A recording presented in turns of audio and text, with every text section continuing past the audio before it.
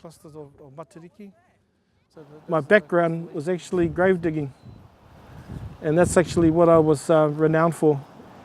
So transcending from that over to carving was a big shift, and I suppose it was really my heart that drove me towards it because I loved it so much. I used to dream about these carvings, and I dream about these three big poes standing up in the water, and I could see all the details on the carvings.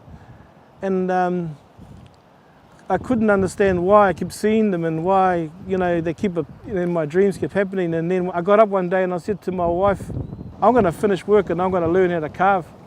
I'm going to go and find it because there is this thing pulling me towards it and I love it.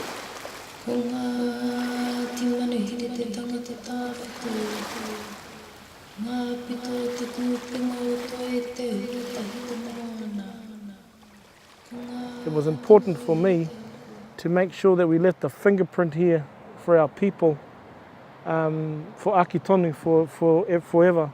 I was able to implement 5 po here. Kaitaki Tapu's down the bottom. He was put together by myself and another person called Harry Wakaire. And if you have a look at the po, when you have a look, you see there's two figures there. It's him as the prominent caretaker or guardian, and then there's another figure underneath there, and that's relating to the kōiwi or the bones of the people who are lying within his realms, and that he is now looking after as the guardian. And that figure that sits between his legs is in representation of all those people who are lying here and have now been moved to that area.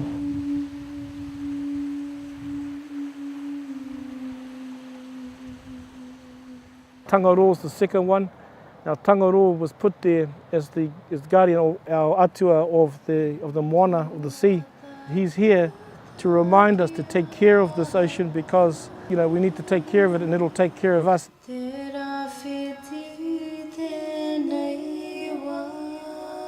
The next one up from that is kiwai, and kiwai is a freshwater crayfish, but also recognition that we also respect our estuaries and our streams and all those inlets that are around our motu, around our area, that we also need to take care of those. And this one here is Matariki, and Matariki is the constellation of the stars, and our people of old used them as navigations, but also it was a time of plantation, people gathering, so it had a huge meaning for us as far as Matariki is concerned.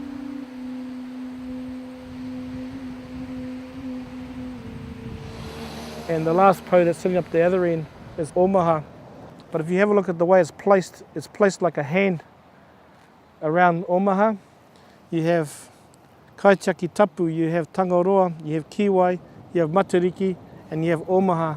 And if you look at it like that, it sits within the hand of Manuhiri. And so no matter what happens, wherever you walk, whether you walk to the beach or back from the beach, you walk past us. And it's just another way of making sure that that we're not forgotten, but also that it's a reminder to all, even if you got all the money in the world or no money, at the end of the day, that we all have a duty to take care of our resources and our environment. The significance of the marae here, most of all, it's a place where families can gather, and what they call whakawhanaungatanga is to come together in the essence of being amongst each other and practice tikanga, to be who we are, which is Māori. So the second building's been built here. Talking about recarving it, that's when I stepped forward and said, well, hang on, I'd like to be given that honour to carve the marae. And that took me 11 years to do, from start to finish virtually, till we unveiled it here. It was a long journey, but I think it was one well worth it. And there have been multiple people helping me with it as well. So the carvings we have up on the marae now have been, I think, an important journey for not only me, but for our people and also my family. Along with the Pou projects over in Omaha.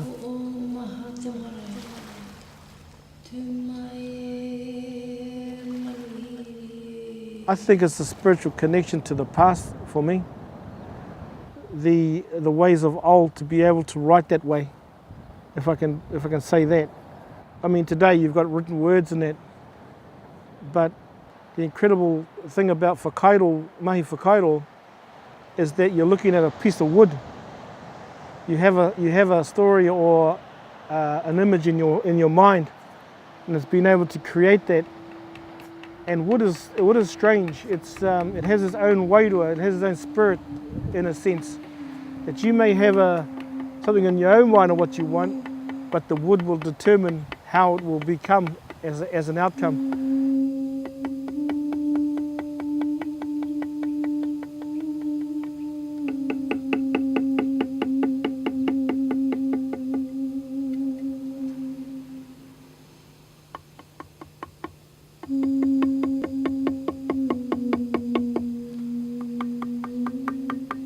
I look at it from a piece of wood that people would either throw on the ground, or it would rot, or it would be burnt, or it would fall down in the forest and it just rots away. That we as whakairo, mahi whakairo, have an opportunity to give it a new life and a new story. But to turn it into a story and to have it prominent in a place of significance and sacredness, and I think it's something special.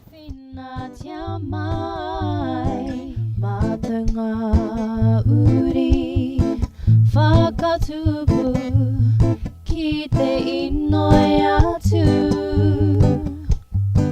ki mua ia koe, ki te ako ngā taonga, tuku iho kei a koe. Te aroha me te rangi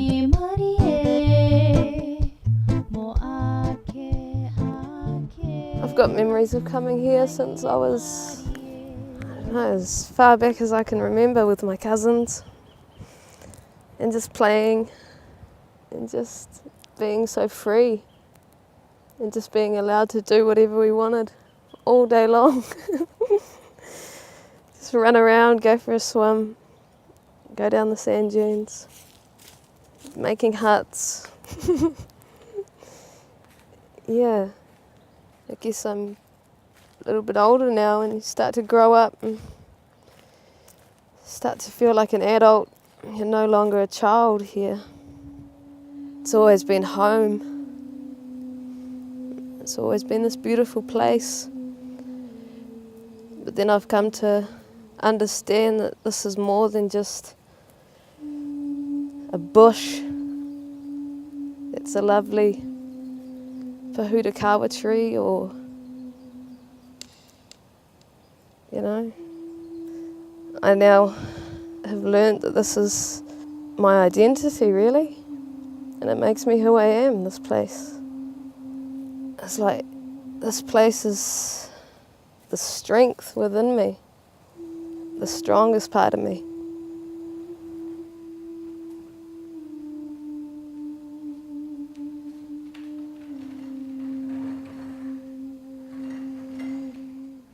This year I've been focused on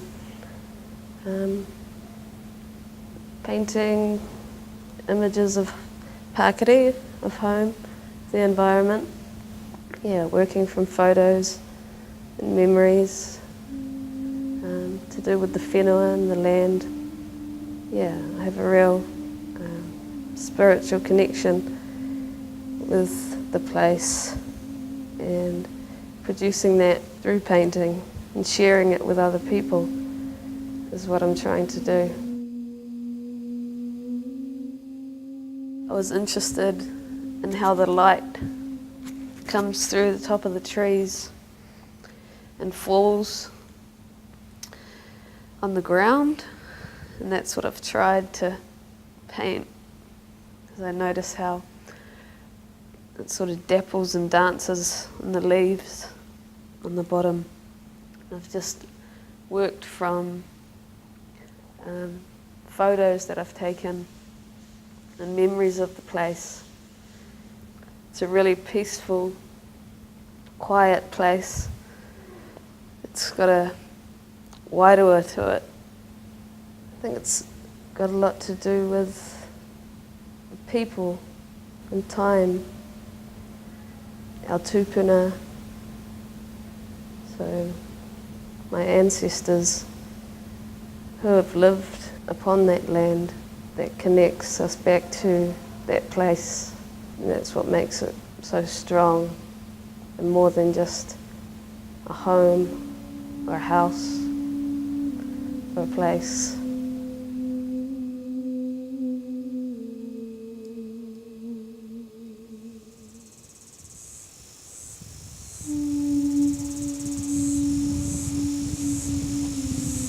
My mother discovered digital photography, and she took, I don't know how many, and she took a lot of photos for me to paint, because the sunrise is so beautiful over our island, and this is what I looked out to all my life.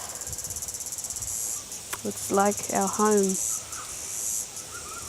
out there, you know, but it's where our tupuna lived.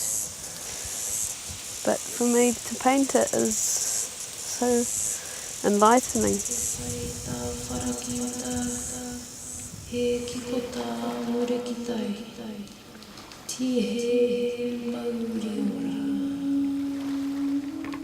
I don't really think when I am making or drawing, or I just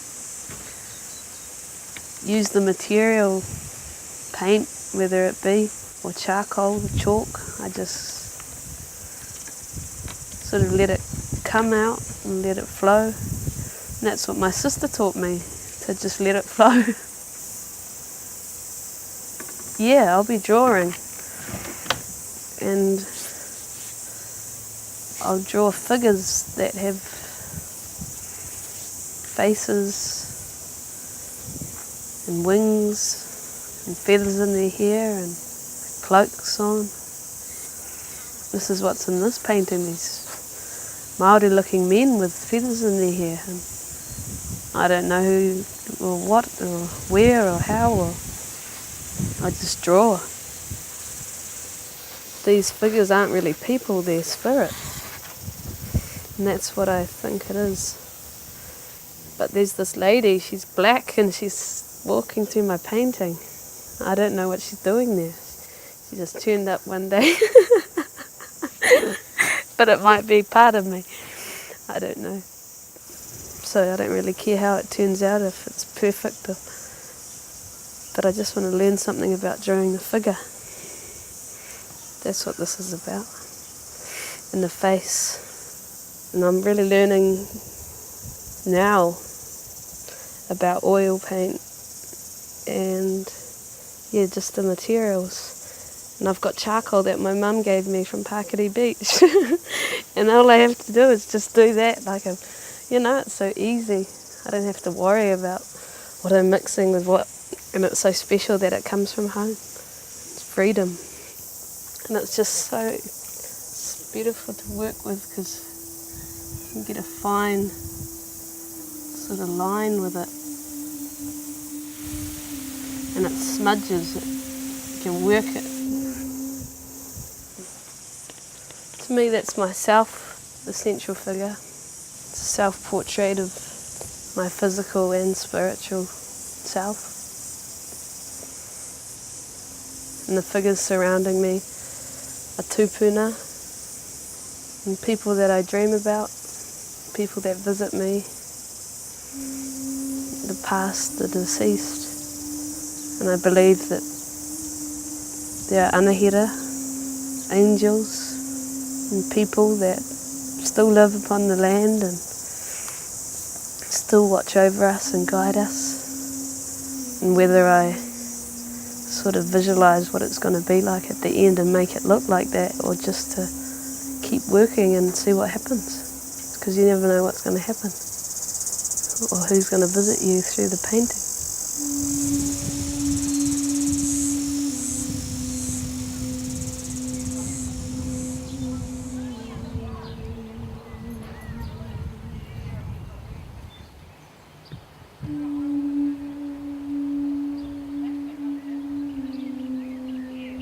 It was my first word I had learnt about when I was younger, when I first learnt te reo, was mokopuna.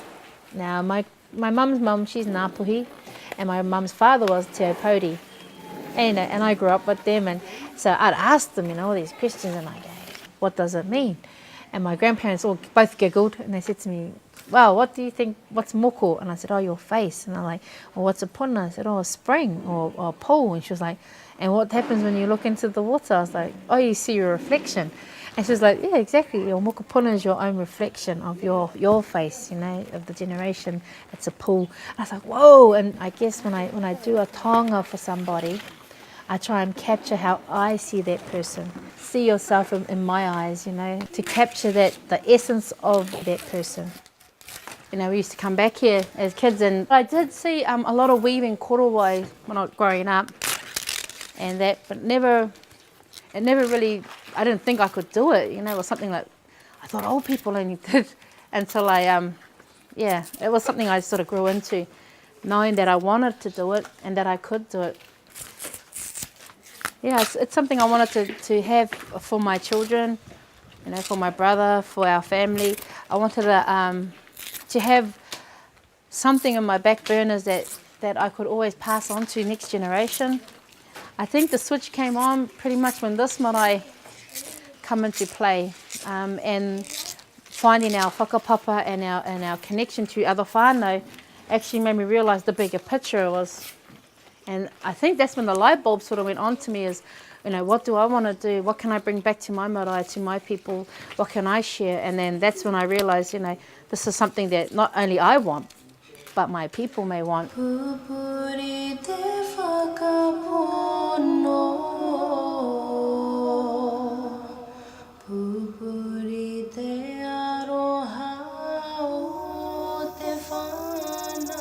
This is our Ngāti Manuhiri. He's our tupuna to start with for our area.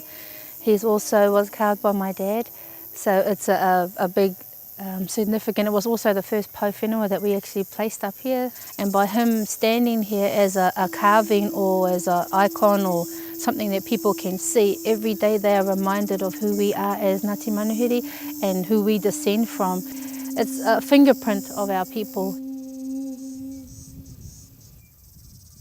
Actually, it was like my grandmother sort of was into doing tukutuku and her ideas of what she wanted to do, and that, I've always watched her do traditionals, so for me to see her doing it, I'd have ideas about what I would like to do, and I'd tell her about it. She said, you should try it. So through that, I sort of started doing things and using material that I could sort of get my hands on, and utilising the ideas I have and getting them from within, I guess, my mind or my dreams and bringing them to reality. The traditional tukutuku was done with flax, and it was prepared, boiled, coloured, dyed, and it was actually they used the slack. But I don't know, I'd sort of, definitely changed the whole technique here to what it was, to what it is to me. And I guess with my grandmother saying that nothing is wrong, and that was where I really got the courage to express my ideas and stuff more freely.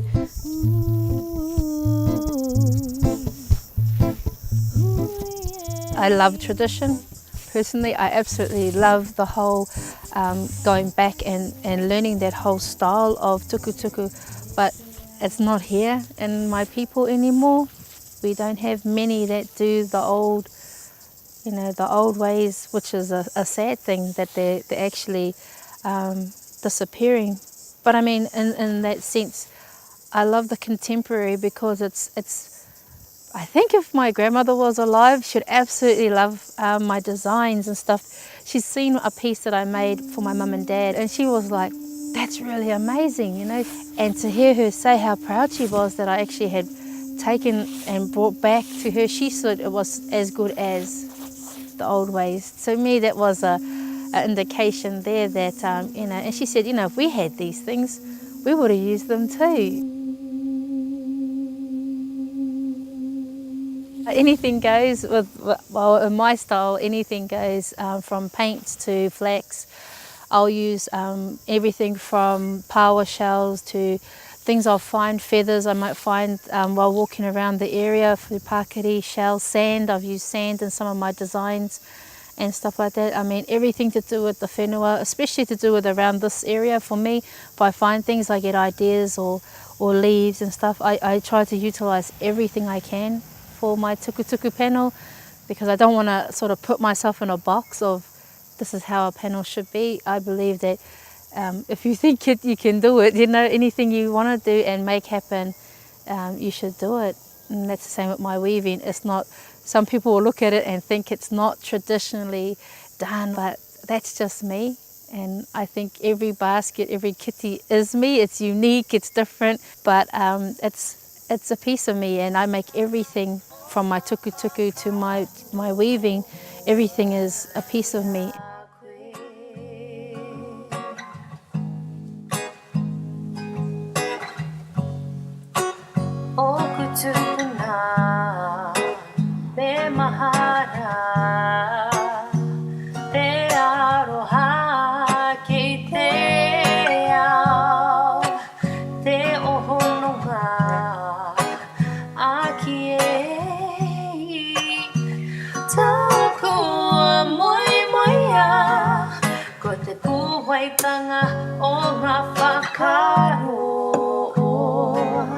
Ko te puawaitanga o ngā whakaro.